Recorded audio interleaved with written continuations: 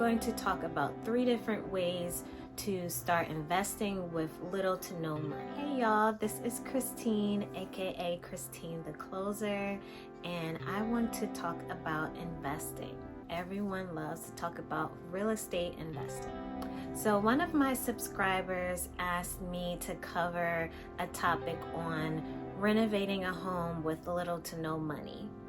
Now, the truth is you're going to need money, but there's ways to do things without money to help you get to the point where you have the money to start renovating. And that's what we're going to talk about. So keep watching.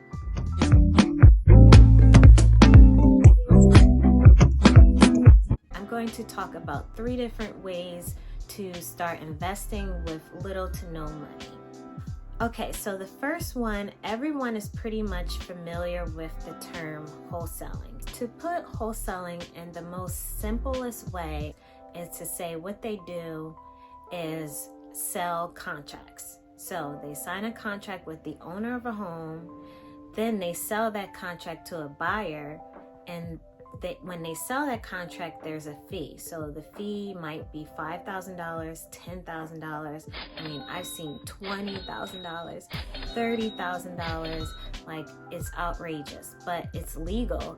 And that's one way people are making and investing in real estate with no money down. So you don't need a license, you don't need money. Like, it's so much stuff you don't need. All you really need is the drive to want to call sellers and figure out who is selling, get them to agree to your contract, and find these people who are looking to sell their home.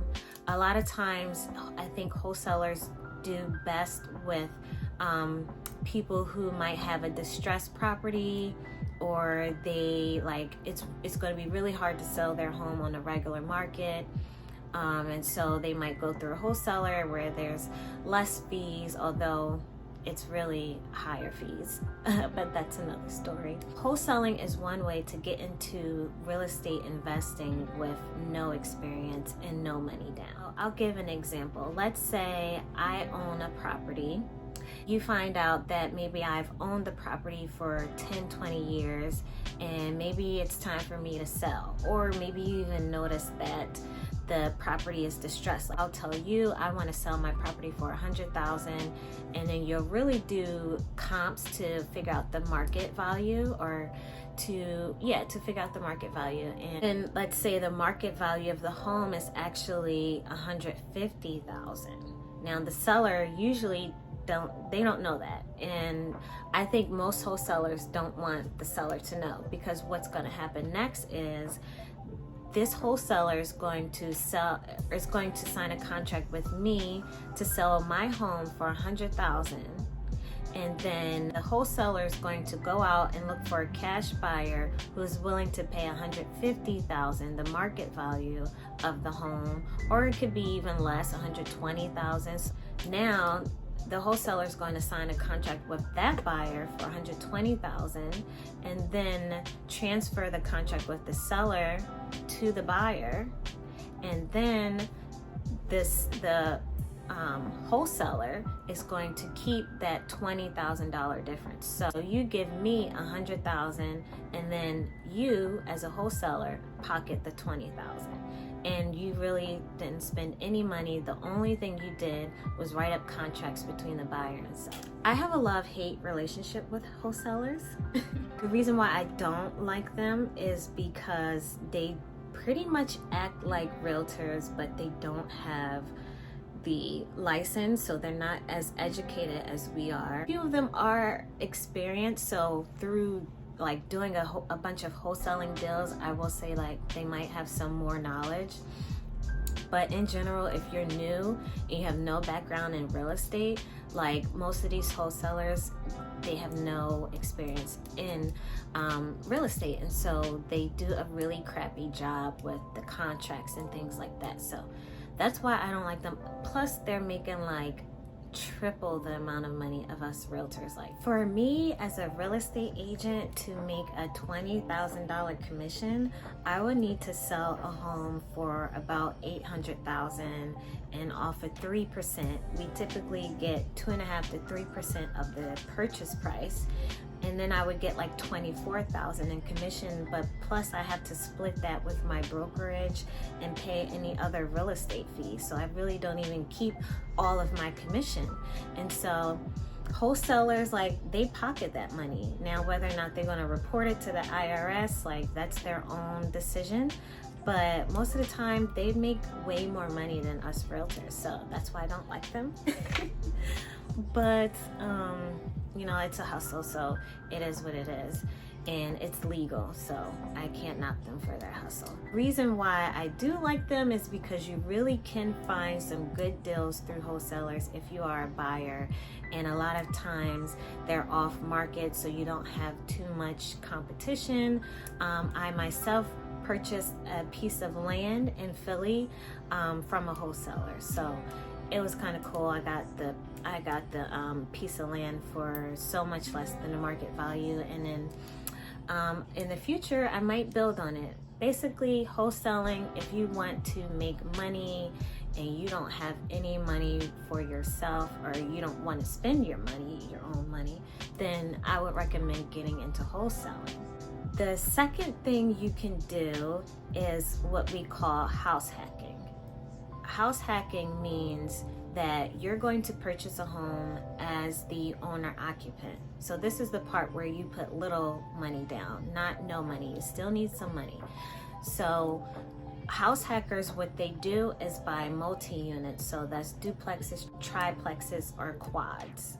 So you're going to shop for a home with an FHA loan. And with an FHA loan, you only need to put 3.5% down. If you're shopping for a home as an investor and you get a conventional loan and you don't plan to occupy the property, you must put 20% down. But if you are going to occupy the property, then you qualify for 3.5% down. So that's why these investors look for the multi-unit so that they can live in one unit and rent out the others. So that's what they do. Let's say you buy a duplex, you live in one unit, rent out the second one. Or if you have a triplex, live in one unit, rent out 2 units. This way you'll put 3.5% down as opposed to 20% down like an investor who doesn't occupy the property. And you're getting money by renting out the other units. So with an FHA loan, you must live there for at least a year. So what this house hacker will do is purchase the home with the FHA, live in the unit for 1 year, then move out, rent out the unit they were living in, and buy another home. So you buy another duplex or another triplex or another quad. The max for these type of loans are 4 units. So once you get past 4 units, if there's 5 or more, that's considered a commercial apartment building. So then you have to get commercial loan. That does not qualify for FHA. This portion of the video looks different because what I recorded already was somehow lost, or Apple just has some weird stuff going on where I pretty much don't have the original video, so I had to make this part again. Alright, so the third thing you can do would be to do a joint venture, or you might hear people say JV. So what that means is you might partner up with one other person who is already experienced with investing. Maybe you can kind of talk to a mentor or another family member. So it can really be anyone that you know and trust. So ideally what you will do is partner with this person. They already have the funds, and you really come together, have a meeting, and discuss how do you want to start investing together. Maybe they will be the person who come up with the capital and you be the one who find the deals.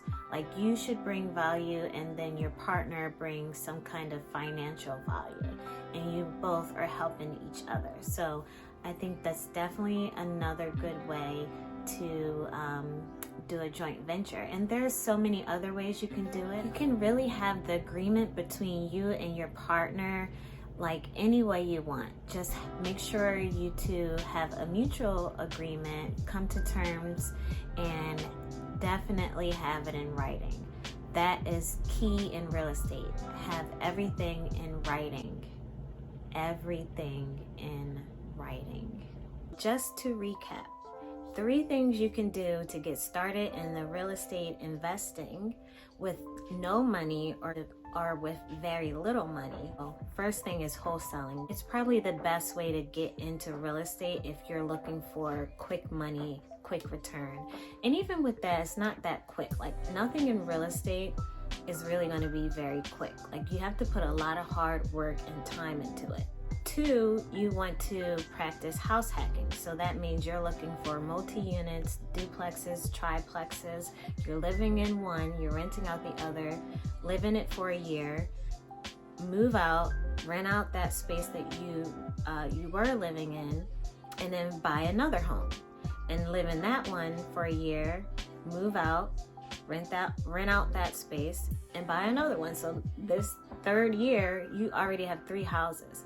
3rd is to find someone who is already experienced in real estate, who has more money than you, and you can partner with them and start investing, and then you make money by partnering with them, and then you can kind of spring off with your own investments. That's really the 3 things that I would recommend doing to try to get started in real estate investing if you don't have money, or if you don't have enough money. And I actually have a bonus thing to do, which is what I did, is buy a piece of land, try to buy it for less than market value. This way is not quick for sure. So buy the piece of land for less than market value, and then sit on it for a year or more and resell it for more than what you bought it for. While you're waiting for that land to appreciate, you can start saving money and then maybe build on that piece of land, so then you have a new construction and you can make even more money. So I hope my points were very helpful and you learned something new. If you have any more questions, please leave a comment below. I will reply. I love when you guys comment. It's so helpful and encouraging for me because I want to make sure you are informed. That is my goal. I'll see you in the next video. Peace.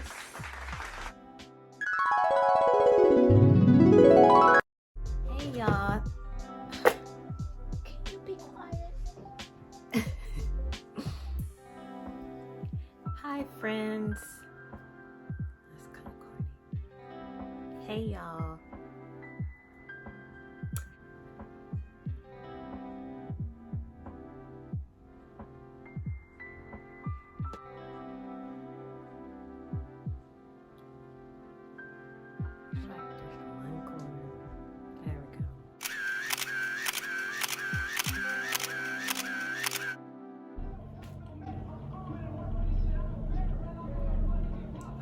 Why do you have to have your music that loud?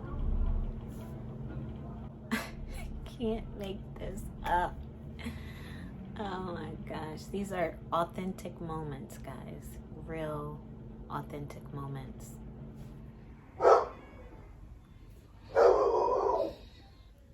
Someone's at my door. Hi.